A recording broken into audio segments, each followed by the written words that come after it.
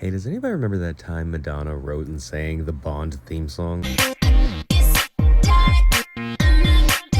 This was the theme song for the Bond film of the same name in the early 2000s, and it fits the vibe like right off the bat with these like really intense and suspenseful strings. And something about the muted claps that get added, like just add to like the mystery and suspense.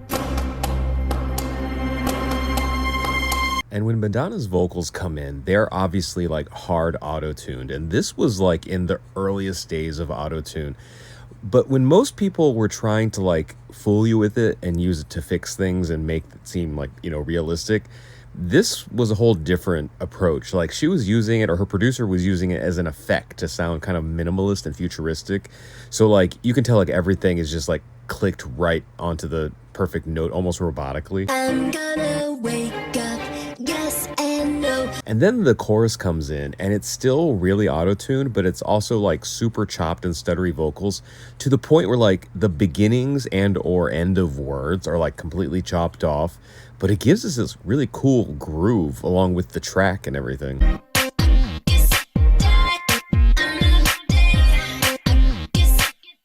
And I love later on when the melody jumps octaves. Me and my other music friends were just starting to learn how to use auto-tune, and so we were like, hey, let's try to do this. And just spoiler, we didn't do very well.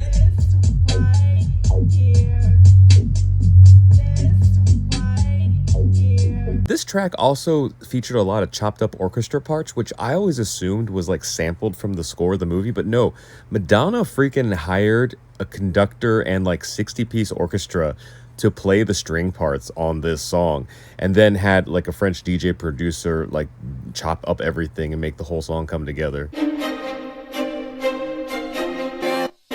There's just something about like the chopped up orchestra and the squelching synth and the groove that just fits so well as a Bond theme for a movie that came out at that time.